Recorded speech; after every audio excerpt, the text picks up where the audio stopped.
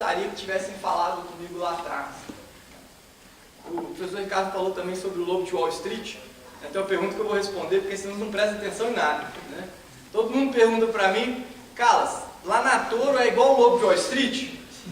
Aí eu já falo, galera, pode ficar... Uns vão ficar decepcionados, outros felizes, mas não tem nem pó, nem anão, nem puta.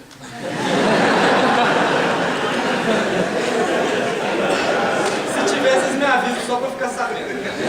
Lá na Toro não tem não. Então, falando da... Eu sempre tive muita vontade de empreender, de fazer a diferença na vida das pessoas, sempre foi uma coisa que me motivou muito. E quando eu estava no segundo ano científico, eu fui fazer intercâmbio, fui para fazer high school lá em Boulder, no Colorado. E aí a aula estava muito chata e tudo mais, daí tinha uma universidade de economia do Colorado, que ficava em Boulder.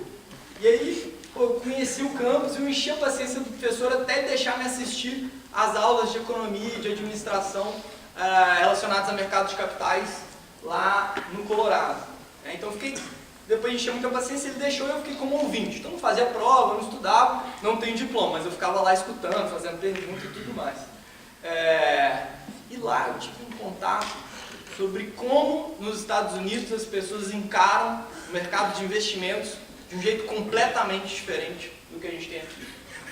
Lá a gente fala em plataforma aberta, cara, hoje quando você vai num banco é como se fosse um supermercado de uma marca só, pelo menos pro varejo, né? Quando você vai no private tudo bem, mas no varejo é um supermercado de uma marca só. Então imagina você ir no Carrefour, a pasta de dente é Carrefour, o papel higiênico é Carrefour, tudo é Carrefour.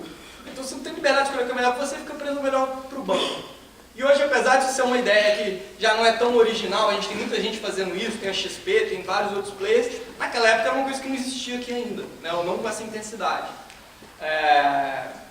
Ao mesmo tempo não é o gerente de banco, é o advisor que vai auxiliar a pessoa, ela tem as casas de gestão, então aquilo tudo, aquele mundo, a estratégia, o cara entrava no investimento sabendo quando é que ele vai sair, quanto que ele pode perder. Então eu fiquei obcecado com aquilo e falei, cara, isso vai acontecer no Brasil, tem que acontecer e eu quero de alguma maneira participar disso.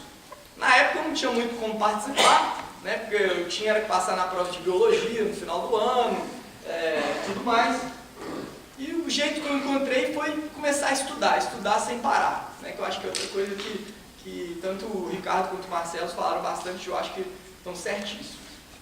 Então eu comecei a estudar muito, em determinado momento eu falei, gente, vou começar, eu não sabia muito, mas sabia mais do que a maioria. E aí tem outra coisa, vocês nunca vão estar prontos, sabe? A gente nunca está pronto. O mercado financeiro é um mercado com uma complexidade infinita. Nenhum ser humano cabe dentro da cabeça dele o que é esse mundo, sabe? Então vocês nunca vão estar preparados, vocês precisam sempre estar correndo atrás disso, buscando a evolução, mas vocês também precisam enfrentar o mundão e querer começar a realmente executar alguma coisa. E o jeito que eu encontrei foi dar curso. Então eu montei um cursinho de investimentos, isso 2007 para 2008, uma apostilazinha, eu vendia ele, ia na casa de um, de outro, pessoalmente cobrava R$200 e vendia para colega, para mãe de colega, pai de colega. E aí ao longo do tempo o curso foi no boca a boca, crescendo, aí enchia um auditório com 20 pessoas, 30, 50, 70. Não era dinheiro suficiente para ter um negócio, mas para um menino na época 17 para 18 anos era uma fortuna, né? Quando a gente mora, quem mora com os pais aqui? Aproveita para juntar dinheiro, porque depois é igual água na frigideira. E aí depois de casar, essa eu ainda estou perguntando, porque esse aí eu não tenho dinheiro suficiente não, aqui quem pode casar é o Ricardo. O dinheiro foi todo para investir na Toro lá, né? Eu não estou rico não. Então começou esse negócio e eu comecei a ver o seguinte, não adiantava só educar, não bastava só ensinar as pessoas, era preciso estar do lado dela no momento da tomada de decisão. E aí que a gente começou, na época a Toro ainda era só eu comecei a prestar um serviço de análise continuada, análise e educação continuada. Então você ia no curso e depois eu continuava te auxiliando, ao longo do tempo cobrava R$200 por mês. E aquilo foi crescendo, crescendo, crescendo. Eu senti a necessidade de profissionalizar, e aí que eu encontrei meus dois sócios fundadores da Toro, que foi o João e o Marcinho, e a gente começou a história da Toro. No começo, logo de cara, a gente viu que se a gente estivesse só no presencial, só no curso no auditório, só no telefone, cara, a gente ia ter um limite muito claro do tanto de gente que a gente ia conseguir atender e do impacto que a gente ia conseguir causar. Então, logo de cara, a gente falou, pô, vamos pegar esse serviço que faz sentido e vamos entregar ele no digital. Porque aí, com o trabalho que a gente tem para atender 20 clientes, a gente pode atender 1000 clientes no Brasil todo. Então, aí a gente começou o projeto do Toro Radar 1, que ainda era uma plataforma, cara, horrorosa. A gente fez com um amigo do Marcinho e tal, era um negócio horroroso, né? E não tinha funcionário nenhum, na época a gente fazia análise, então ia lá assistir a aula do Ricardo com um notebook na mão, escrevendo as análises. Aí a gente entrou para o IBMEC, né? Que pô, eu acho que, aqui eu estava até comentando com o Ricardo, na hora que eu entrei aqui me deu inveja de vocês aqui na UFMG pelo seguinte, cara, a diversidade que vocês têm aqui de vários cursos diferentes, de várias visões diferentes, é uma coisa que, cara, entre vantagens e desvantagens, eu acho que é uma coisa que valoriza muito e que vocês devem ser muito gratos. Eu acho que a UFMG é uma faculdade maravilhosa, né? Bom, mas eu conheci eles no IBMEC, quando a gente começou o Toro Radar 1, e, cara, a gente pegou aquela plataforma horrorosa e começamos, falando, ó, a gente tinha, se eu não lembro, 20 mil reais na conta, ó, podemos investir em marketing ou podemos segurar mais 3, 4 meses de custo fixo da empresa. A gente estava no negócio, o negócio não estava indo muito bem, estava andando meio de lado. Eu vou falar uma palavrão aqui, mas eu já recebi uns feedback que eu tenho que falar menos palavrão, né? Pisou na merda, abre os dedos, sacou? Vamos colocar pra... E aí a gente investiu 20 mil, voltou 40. Investimos em 40, voltou 80. Investimos em 80, voltou de 160. A gente olhou para aquilo e falou, caramba, velho, se essa plataforma Mequetrefe está fazendo isso, se a gente fizesse algo bacana. E aí a gente foi contratando o primeiro designer, o primeiro programador, lançamos o Toro Radar 2, aumentamos o investimento em marketing, né? E aí chegou um momento crucial, que eu acho que depois eu vou conectar um pouquinho com o que eu queria que tivessem me falado, com o momento onde a gente viu que a gente tinha alguma coisa especial, então se a gente pudesse realmente fazer alguma coisa de ponta no mundo em relação à fintech, né? Em relação à tecnologia aplicada a investimentos, dentro da missão que a gente tinha. E a gente criou 30 projetos, entre eles a gente seria a primeira empresa de análise e educação que conseguiria rotear ordens direto para a Bolsa de Valores. Então a gente ia passar a ter uma solução completa, o cara aprendia, o cara via o que era melhor para ele investir naquele momento e por fim com um clique ele conseguia realizar aquele investimento na prática, que era o projeto do Toro Radar 3, que é um pouco da base do que existe até hoje. Outro projeto era de ser a primeira empresa do Brasil a integrar o melhor sistema de marca digital do mundo, que era o HubSpot, com o melhor CRM, que era o Salesforce.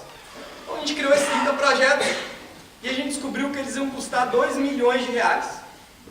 Isso acho que 2013, 2012.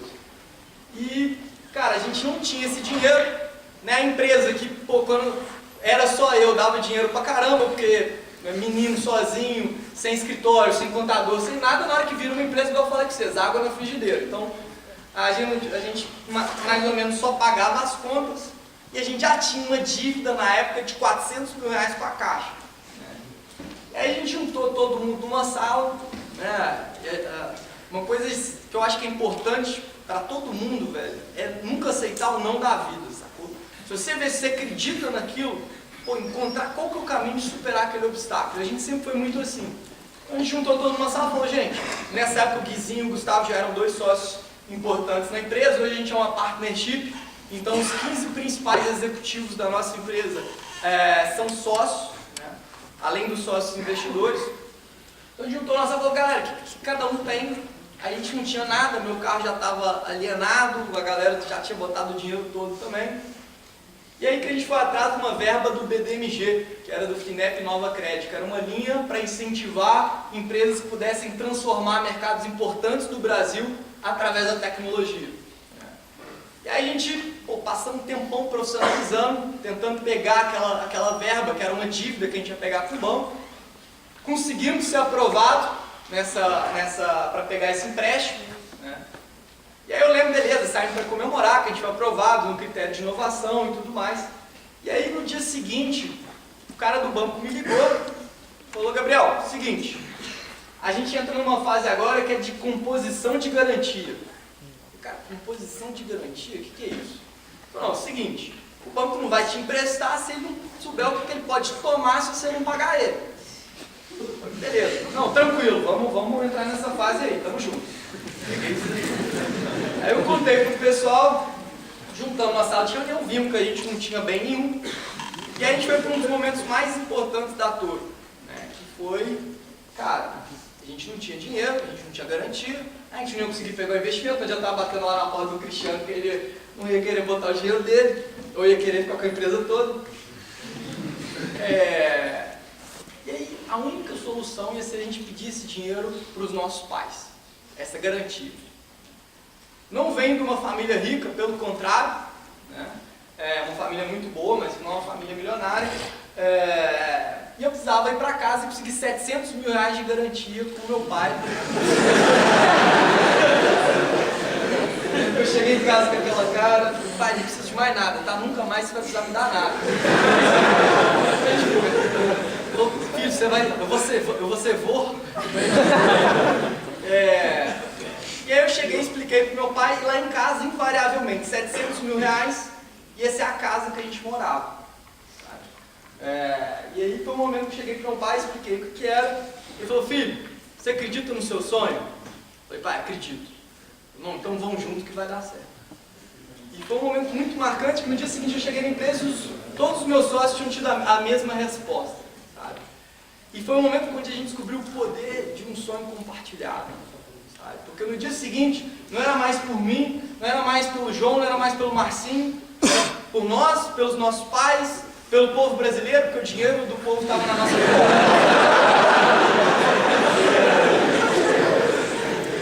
E aí, cara, depois disso, a gente lançou o Toro Radar, o Toro Radar 3, a gente teve um crescimento muito grande, começamos a contratar, começamos a crescer, estruturar outras áreas, até passar bem macro mesmo, chegando no momento de hoje, que é, cara, um passo muito audacioso que a gente está dando, que é de ser uma das primeiras fintechs do mundo a ser dona da própria instituição financeira. Né? Isso é uma mudança muito grande. No mundo inteiro, esse movimento das fintechs vem transformando o mercado. Mas essa transformação é barrada no momento que esse cara tem que se conectar numa instituição financeira que não pensa digital. A Toro era conectada na XP, né, que era a maior corretora do Brasil, foi vendida por 12 bilhões de reais. A gente representava 10% das contas abertas da XP. Só que nem sempre a XP pensava digital, pensava igual a gente, então a gente precisava ser dono da própria casa. Então, esse é um projeto muito bacana. A gente, cara, o sonho está só começando, né? Apesar de olhar para trás, parecer que a gente já fez muito, olhando para frente, a gente só construiu as fundações do que vai ser uma das melhores empresas de investimento, uma das maiores empresas de investimento do Brasil. Ainda tem quanto tempo aí? 5 minutinhos. 5? Menos 5 ou mais? Não, mais 5. Seguinte, sobre coisas que eu gostaria que tivessem me falado lá atrás, eu acho que tem 3 coisas que estão muito fundo na cultura da Toro, no que a gente acredita, e que fez que a gente conseguisse vencer como empreendedor. Mais uma vez, tem gente que acha que isso é tudo bobagem, gente que acha, pô, esse cara tá falando autoajuda aí, Paulo Coelho, sai daqui. Mas realmente é o que eu achava mais importante que você soubesse. A primeira delas tem a ver com criar. É assumir que vocês são criadores do próprio futuro. Sabe? É não aceitar os planos que a vida tem para você, é não se fazer de vítima. Sabe? Ah, não, mas eu sou muito novo. Ah, não, mas eu não tenho conhecimento. Ah, não, eu não tenho certificado. Ah, não, mas eu sou pobre, mas eu sou feio mesmo. Cara, assuma a rédea de ser criador do seu próprio futuro. Que plano que a vida tinha para 3 meninos de 17 anos de idade, sem dinheiro, sem experiência? Eu vou ter engenheiro, gosta de física, né? Cara, você perguntar para um cientista, para Jesus Cristo, para Buda, eles vão falar a mesma coisa. Você faz parte da força criadora. Big Bang lá era um pontinho de energia infinito que estava todo mundo lá dentro e que criou tudo.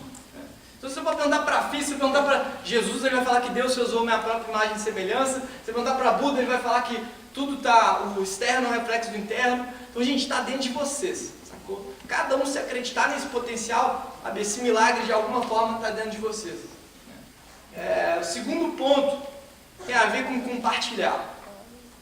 Cara, às vezes quando a gente está na faculdade, ou quando a gente está começando a vida, às vezes a gente ainda está confuso na nossa cabeça o que a gente quer.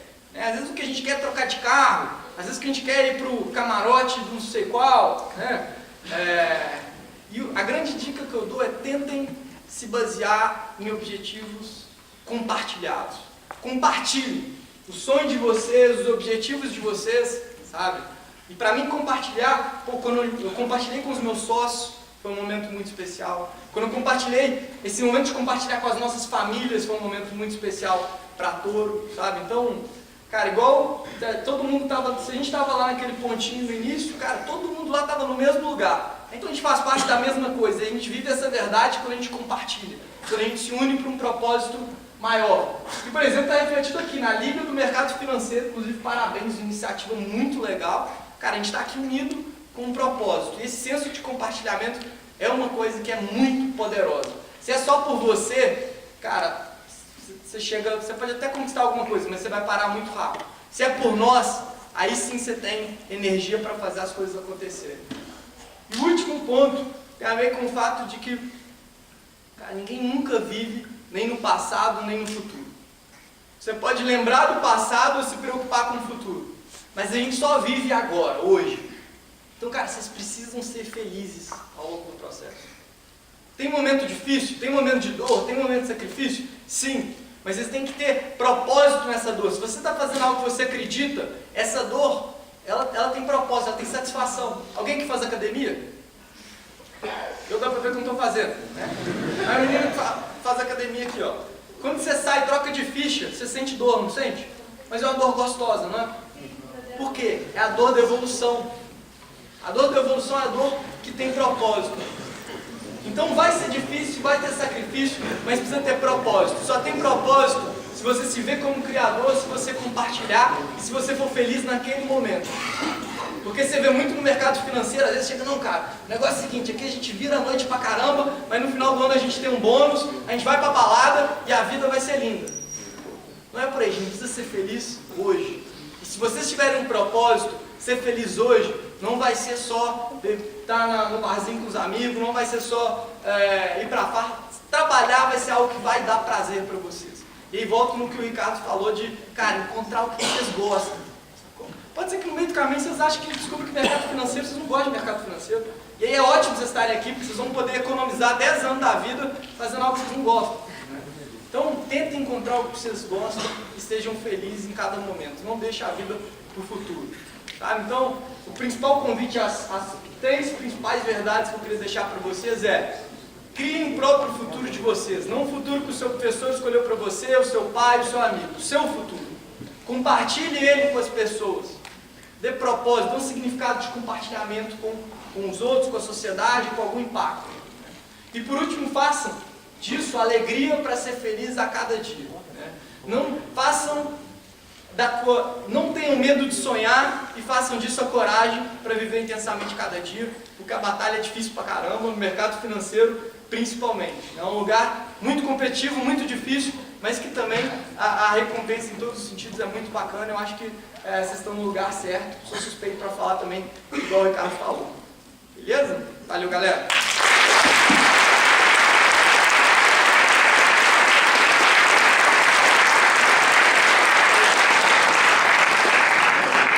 Obrigado, Gabriel. Eu queria chamar aqui no palco agora o próximo convidado. Ele é sócio da Emery Capital, empresa especializada em 2 áreas de negócios: assessoria financeira, principalmente fusões e aquisições, e também gestão de fundos de investimento em pequenas e médias empresas, o famoso Private Equity. Antes da Emery, foi sócio da Fear Capital, responsável pela gestão de fundos de participação e transações de fusões e aquisições, gerente de investimento nos bancos HSBC e Santander e analista financeiro na Ali. É contador com especialização em finanças, participou e é membro do Conselho de Administração de empresas de médio e grande porte, incluindo empresas de capital aberto na Bovespa. Então, pode vir aqui, Cristiano Moisés, por favor.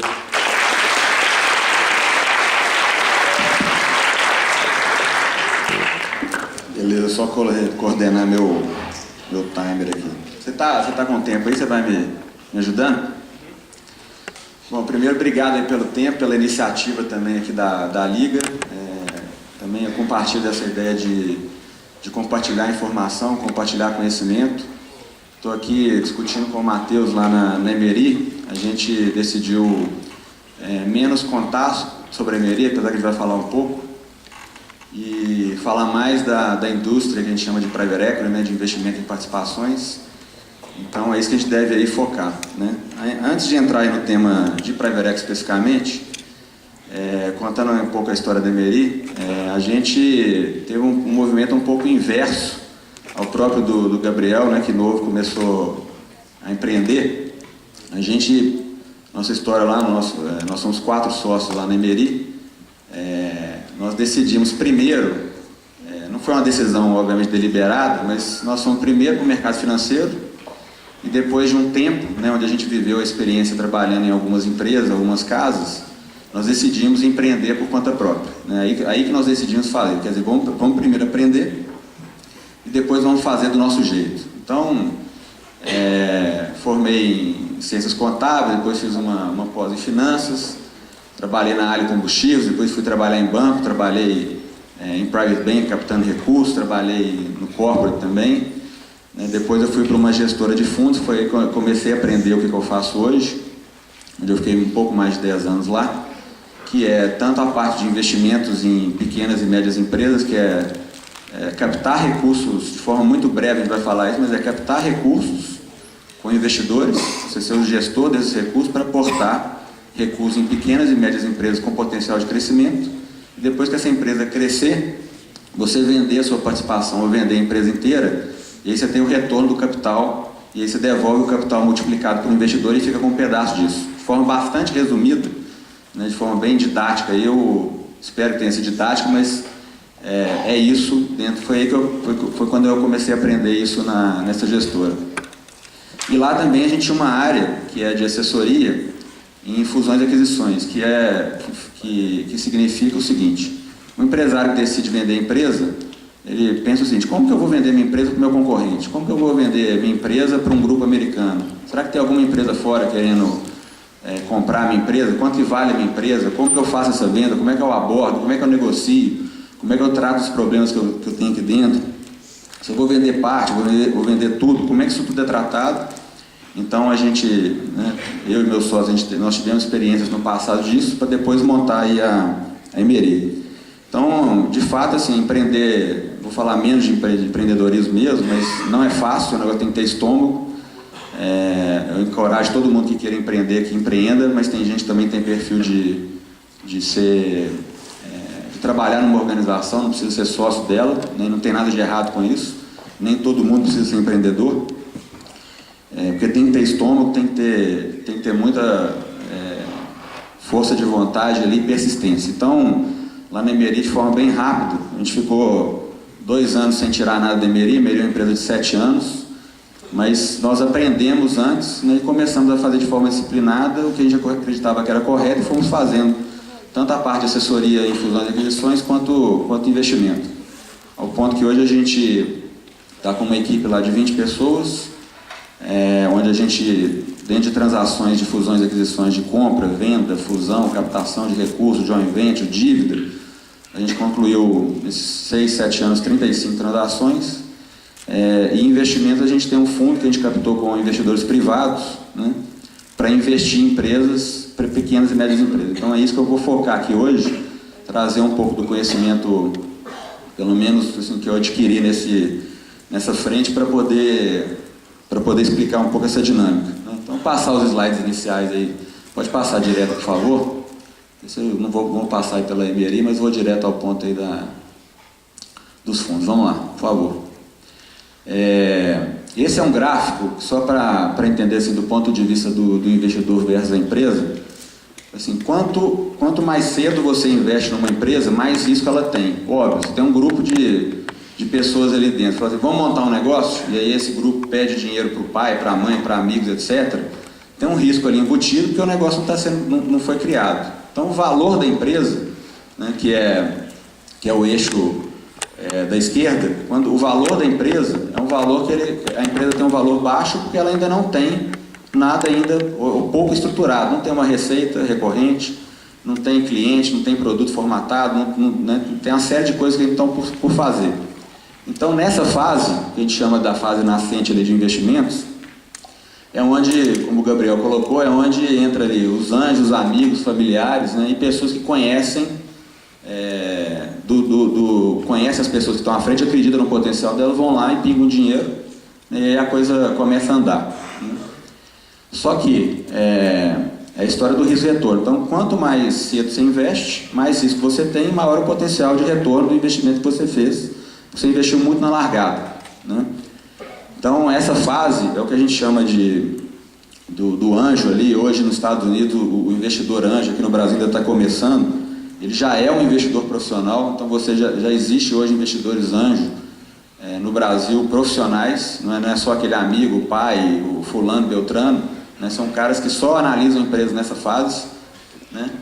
E depois, quando a empresa vai evoluindo, ela vai conquistando receita, mas ainda a geração de caixa dela, quer dizer, a receita que ela vem tendo na venda de produtos ou serviços, a receita não é suficiente para bancar a estrutura, a geração de caixa, que é a linha amarela, ela é negativa. Então, o investimento ele serve, nessa fase, para bancar a estrutura durante um tempo, né? Até que ela tenha geração de caixa suficiente, ela começa a dar resultado e que ela por si só se sustente. E para cada fase de empresas existe um perfil de investidor profissional. Como eu disse, tem a parte que são os anjos, amigos, familiares, conhecidos. Depois é o que a gente chama de capital semente ou fundo de early stage, que é o cara que investe, já é um fundo estruturado que investe só nessa fase. Depois a gente vai para o que a gente chama de empresa emergente, onde a empresa já tem, né, um histórico de clientes, um histórico de receita. E aí é o que a gente chama de venture capital, que ainda tem um risco muito grande, mas o cara já venceu aquela barreira inicial. Né? A empresa já venceu aquela barreira inicial. E tem o que a gente chama de private equity, que é investir em empresas maduras, né, onde o negócio já se provou, os empresários já se provaram, tem um grande mercado pela frente.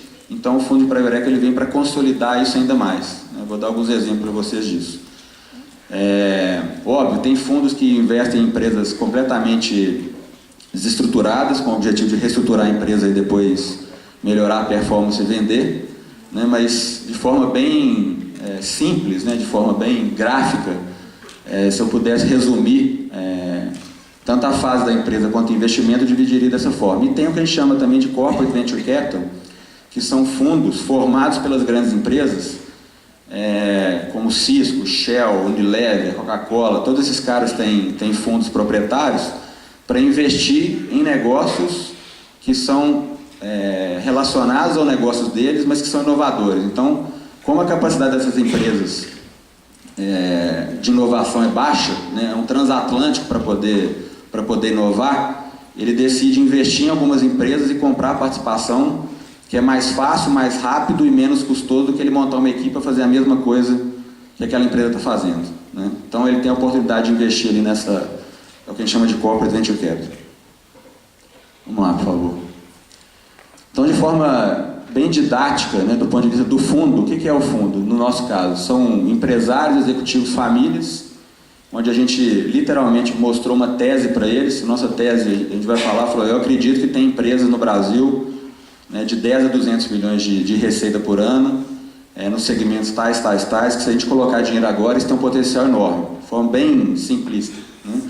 Então esses caras acreditaram, comprometem recursos com o gestor do fundo, né, o fundo é uma entidade, você tem um gestor que é quem toca ali o fundo, que é o responsável por fazer toda a gestão desses recursos, e aí o nosso papel o que é? É buscar a empresa, selecionar, analisar, fazer uma proposta de investimento, negociar e mais, depois de investir, acompanhar essa empresa durante 5, 6, 7 anos, que é o que a gente chama de gerar valor. Eu preciso pegar uma empresa que fatura 50 milhões e fazer ela faturar em 2, 3 anos 150 milhões com o dinheiro que a gente colocou lá e junto com a equipe de sócios e com os executivos à frente do negócio. Esse que é o nosso papel. Nosso papel é pegar uma empresinha lá X, fazer o quadradinho dela virar maior, fazer uma empresa maior, mais rentável, e que isso desperte. Como é que a gente ganha dinheiro? Isso no momento que a gente desperta, essa empresa desperta o interesse de uma outra grande no mundo, né? Seja no Brasil, seja no mundo, o cara ele vê nessa empresa um ativo, fala assim, essa empresa é importante para mim porque eu vou ter que investir muito mais dinheiro para fazer do zero, então entre eu investir e tomar o risco de fazer o negócio do zero, eu vou lá e compro. E no momento que ele compra, se obviamente a gente teve sucesso no investimento, né, um negócio que a gente investiu 10 milhões, a nossa participação passa a valer 100 milhões, né, a gente ganha um percentual da diferença dos 10 milhões corrigido para os 100 milhões. Né? Então é o que a gente chama de taxa de performance. No momento que a gente vende a companhia, a gente fica com um pedaço disso, devolve o capital multiplicado para o investidor e a gente fica com um pedaço disso. É aí que a gente ganha dinheiro. Isso é muito bacana, é muito sexy, é um tema, é muito dinâmico, etc., mas tem um risco absurdo. Né? Você tomar dinheiro de terceiros, né, você virar e colocar o seu nome, o nome da sua empresa, do seu sócio, falar assim, tem uma tese de investimento que eu acredito em investir em empresas assim, assim, assado, e falar assim, me dá seu dinheiro, põe ele comigo, que eu vou fazer seu dinheiro multiplicar, né? E onde você coloca um dinheiro numa empresa que não tem liquidez, é diferente do investimento de bolsa. Quando você faz investimento numa empresa pequena e média, você não dá uma ordem lá na bolsa e falar assim, me dá meu dinheiro de volta, eu quero vender minhas ações. Você não vende as ações. A partir do momento que você coloca o dinheiro lá dentro e está lá, então você tem que fazer tudo para a empresa melhorar, para ela ter valor para alguém comprar um dia e você ter o seu capital corrigido, multiplicado. Né? Mas até lá tem um risco absurdo. Tem risco de economia, tem risco de você não dar bem com o seu sócio, né, com quem você investiu, tem risco do produto dar errado, tem uma série de coisas que você tem que tomar esse risco. Então é um negócio de longo prazo, é um negócio de risco, mas também, obviamente, é um negócio que dá uma satisfação enorme quando você consegue, de fato, colaborar numa companhia e ela crescer. Né? A venda, normalmente, no Brasil, no estágio que a gente está aqui de investimento de private equity, a venda normalmente se dá para um concorrente. É muito difícil hoje empresas pequenas abrirem o capital, né, dado o cenário, dado todo o momento do Brasil. Então a gente sempre conta que a gente está criando um negócio que vai ser atrativo para uma empresa maior. Na hora que essa empresa maior vislumbrar, vai lá e compra e a gente ganha a nossa participação multiplicada. Vamos lá, por favor. Aí dando alguns exemplos aí mais óbvios, né, que assim, todas essas empresas, né, que são empresas que performaram, são empresas que têm investimento de fundos por trás.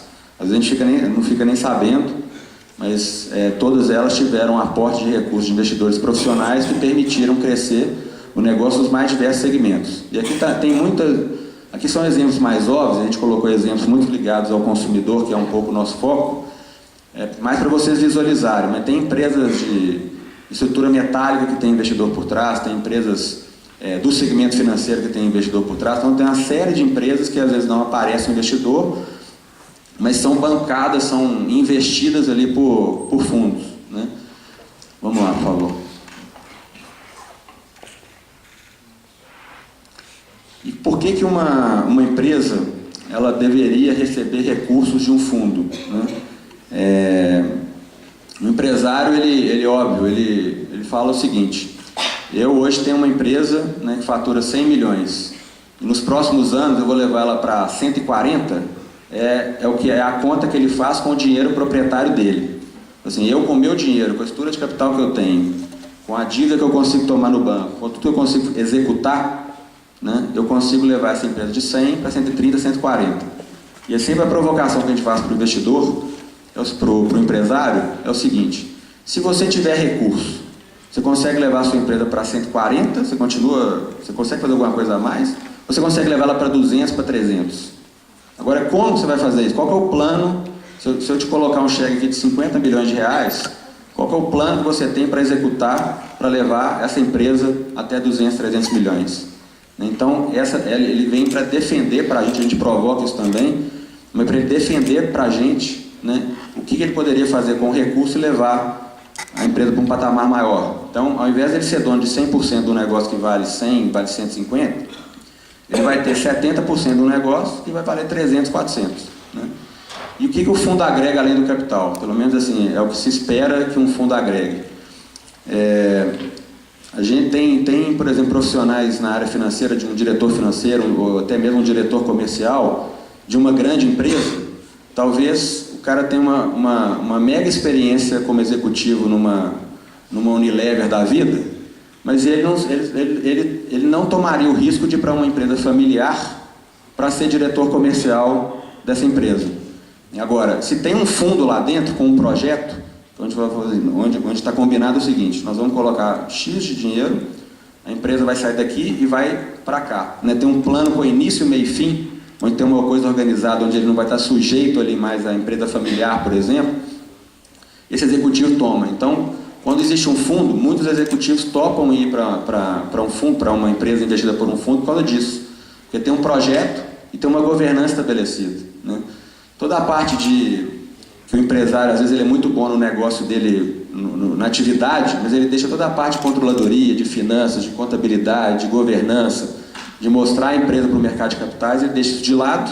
Então, o nosso papel é levar essa bagagem também, né, para a empresa.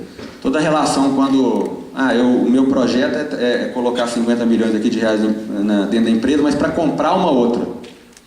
Então, todo esse papel de ir atrás dessa empresa, negociar com as empresas, fechar o negócio, integrar as empresas, né, colocar as duas coisas rodando, é o nosso papel, é o papel de um fundo também, ele contribui bastante nisso. Então, o dinheiro, uma coisa é você captar dinheiro com pessoa física, né, para a sua empresa, outra coisa é você captar dinheiro profissional. Né? A expectativa de quem capta dinheiro profissional é que esse dinheiro profissional vai ajudar na dinâmica da empresa. É óbvio, tem níveis aí de comprometimento. Tem gente que agrega e tem gente que não agrega. Né? Então, mas é dentro disso que o empresário, né, ele pode esperar de um fundo. Por favor. Aí, falando um pouco da Emery, do que a gente faz hoje, pode passar. Do ponto de vista de investimento, a gente está focado bastante obviamente, no leste de Minas, buscando empresas no leste de Minas, interior de São Paulo, e um pedaço de Goiás.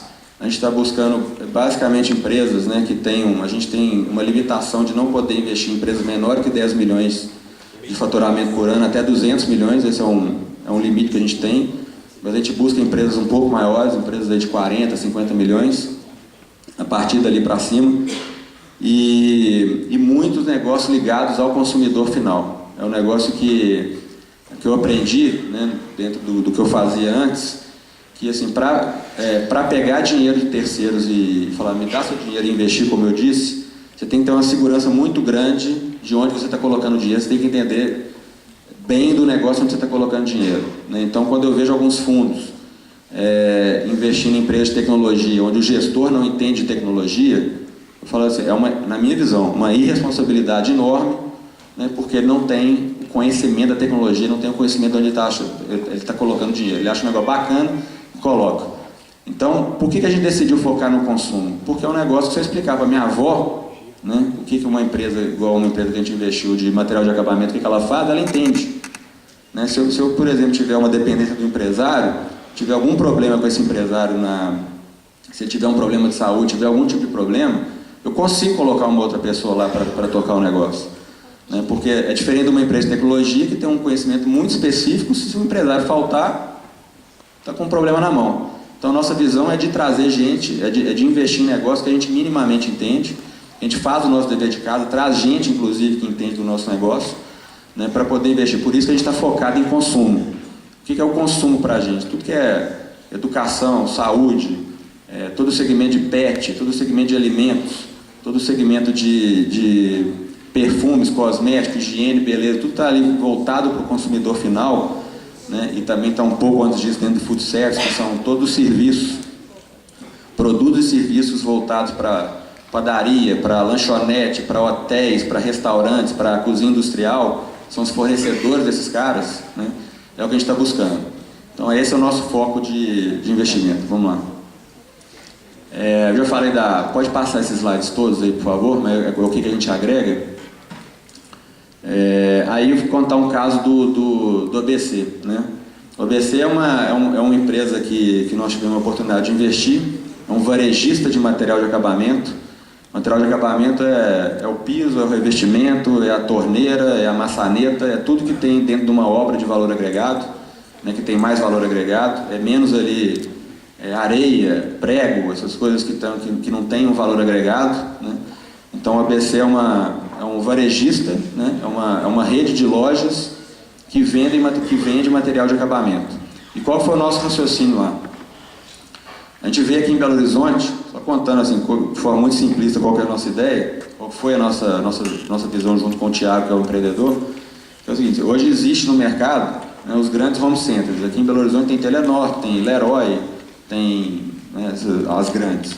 E num modelo onde o cara tem uma loja enorme, uma loja gigante, onde o estoque está dentro da loja, os funcionários estão alocados dentro da loja, o custo fixo é enorme, né? E dentro de cidades médias e grandes. Então, a gente olha para o Brasil, né, e olha para um mundo que é o Brasil, pô, não tem ninguém, né, comendo pelas beiradas no interior. Então, se a gente tiver um modelo onde tem uma loja para cidade pequena, para cidade média, que não tem estoque, que funciona com 6 funcionários, com que R$200 mil você abre uma loja, a gente pode ter um modelo onde a gente pode abrir uma série de lojas e ir comendo pelas beiradas, que quando esses grandes perceberem que o modelo deles, como é o que está acontecendo agora, é um modelo fracassado, é um modelo que é difícil, como a gente viu, por exemplo, nos varejistas do mercado, igual o Carrefour no BH Shop, virou um problema, é um monstro, ninguém aguenta ir na loja ali, ficar 2 horas fazendo compra, todo mundo quer resolver rápido. Quando alguém quer ir para um negócio para resolver o problema dele, uma loja menor, no interior, etc., né, esses caras vêm e poderiam comprar, de fato, a rede ABC, né, onde tem um programa de governo que estava mais ativo que a Minha Casa Minha Vida. Então, tendo mais apartamentos, tendo mais casas, tendo mais financiamento imobiliário, automaticamente você tem mais demanda para material de acabamento. Então, como é um plano do governo para a construção civil, a gente acaba tendo o benefício de estar vendendo material de acabamento para essa turma. Então, é uma visão que a gente teve. A gente pegou o ABC, ele faturava próximo de 50 milhões, esse ano deve fechar algo, 3 anos depois, próximo de 180 milhões. Falando aí das dores também, a gente passou um aperto enorme do ponto de vista de mercado com essa crise que teve nos últimos 15, 18 meses, agora começou a retomar. Então, quer dizer, você tem que contar também que depois que você coloca capital, a economia pode não performar, então você tem que sustentar a empresa até lá, né? É aí que começa a história de estômago, é aí que começa a história de empreender, né? Então, mas a gente está com a estrutura de capital adequada. Depois teve um novo investidor, né? O Rubens Menin da MRV fez um aporte dentro da holding dele no ABC também, e a gente continua lá empenhado em fazer o negócio acontecer, né? Vamos lá. Acho que esse é o último slide. E aí 2 casos que eu tive a oportunidade de participar no passado, e bem voltado para a tecnologia. Uma foi uma empresa que nasceu aqui dentro da UFMG, chamada Quan. Era uma máquina de busca, onde lá em 99, 2000, foi quando a gente investiu na Quan, né, num grupo de empreendedores aqui da UFMG, de professores daqui da UFMG. Isso na gestora que eu fazia parte antes, não na Emery, né? Isso antes aí da Emery. E a gente teve a oportunidade de investir, o negócio começou a performar do ponto de vista da máquina de busca. Então, as principais máquinas de busca no Brasil, não tinha Google no Brasil na época, né? Usavam a máquina que estava por trás da Quan, uma empresa que tinha uma empresa como um Itaú, por exemplo. A máquina de busca da intranet do Itaú era a Quan. Então, foi uma forma que a gente viu de penetrar no mercado antes. Quando foi em 2005, né, a gente teve um movimento de buscar uma saída, foi quando a gente bateu na porta da Google, e a Google entrou no Brasil comprando a Quan.